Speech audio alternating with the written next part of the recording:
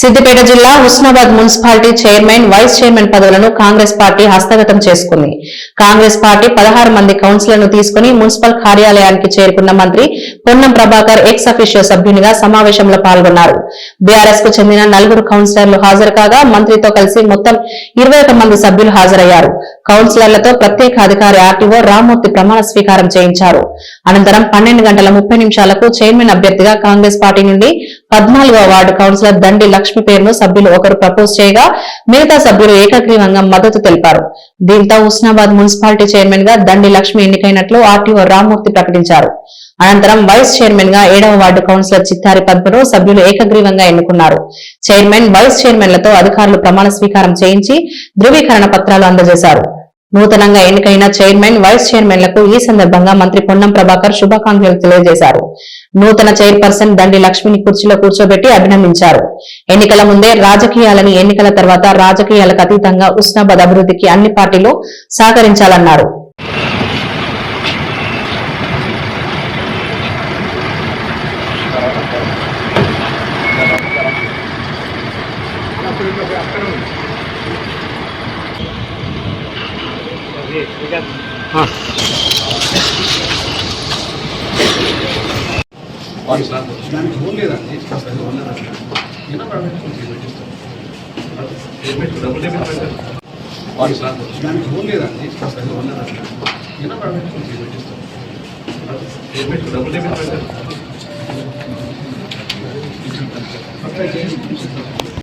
అనుషా చెన్నబోయినాను. నేను హుస్నాబాద్ పురపాలక సంఘ సభ్యురాలిగా శాసనం ద్వారా ఏర్పాటు చేయబడిన భారత రాజ్యాంగం పట్ల నిజమైన నమ్మకం మరియు విధేయత చూపుతానని నేను స్వీకరించబోతున్న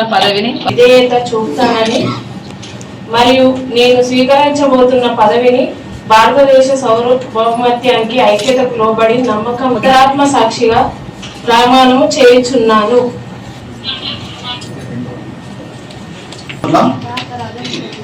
నిజమైన నమ్మకము మరియు విధేయతను చూపుతానని మరియు చేయబడిన భారత రాజ్యాంగం పట్ల నిజమైన నమ్మకము మరియు విధేయత చూపుతానని మరియు నేను స్వీకరించబోతున్న పదవిని భారతదేశ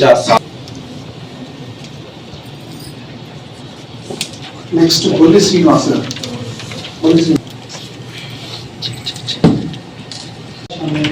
దండి లక్ష్మి అను నేను హుస్నాబాద్ పురపాలక సంఘం చైర్పర్సన్ గా ఎన్నికైనందుకు నా పరిశీలనకు వచ్చిన లేదా నాకు తెలియ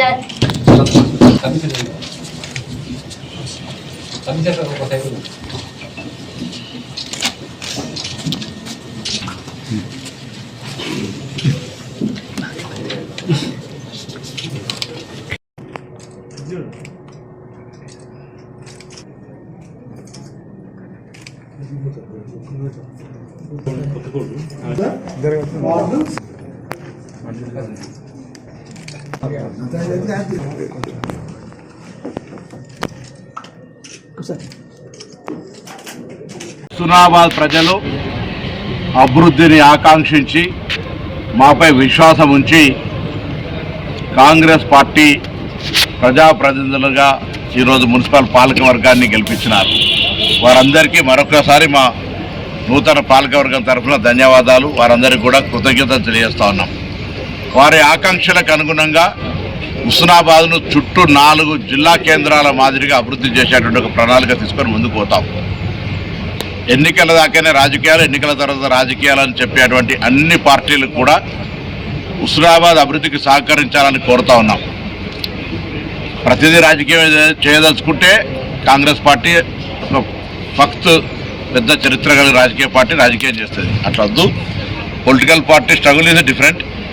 ప్రజాప్రతినిధులుగా మున్సిపల్ ఎన్నికైన పాలకవర్గం అందరూ కలిసి హుస్నాబాద్ ప్రజల మౌలిక సదుపాయాలు, వారి జీవన స్థితిగతులు మెరుగుపడుతూ ఊరు పెరిగినప్పుడు ఉపాధి పెరుగుతుందనే విధంగా ఇక్కడ కొత్త కొత్త విద్య, వైద్య, ఉపాధితో పాటుగా అనేక అంశాలతో పెరిగే విధంగా ఉండడానికి కొరకు ముఖ్యంగా హెల్త్ గ్రౌండ్కు సంబంధించి శానిటేషన్ కావచ్చు, లేకపోతే డ్రింకింగ్ వాటర్కి సంబంధించిన ప్యూరిఫికేషన్ కావచ్చు, స్ట్రీట్ లైట్స్ కావచ్చు, మేజర్గా మున్సిపల్ యొక్క మౌలిక బాధ్యతలు.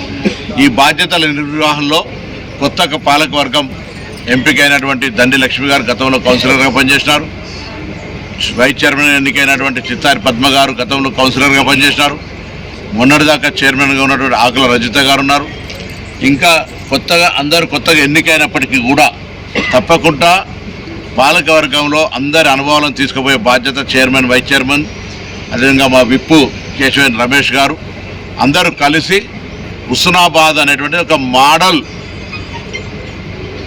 మున్సిపాలిటీ అనే విధంగా కృషి చేయాలి. నేను గౌరవ శాసనసభ్యుడిగా నా బాధ్యతగా వారికి అన్ని రకాలుగా అండగా ఉంటానే మాట కూడా నేను మనవి చేస్తూ, ఎన్నికలకు ముందు హుస్నాబాద్ ప్రజలు ఏ విధంగానైతే అభివృద్ధి జరుగుతుంది అనే ఆలోచనతో మమ్మల్ని ఆశీర్వదించారో ఆ ఆశీర్వచనం ఆకాంక్షలకు అనుగుణంగా హుస్నాబాద్ను తప్పకుండా అభివృద్ధి చేసి చూపిస్తాం. మౌలిక సదుపాయాల కల్పనలో మనం ముందుంటాం. అన్ని రకాలుగా అందరికంటే ముందుండే విధంగా మా యొక్క కొత్త టీం అంతా కూడా కలిసి పనిచేస్తాం.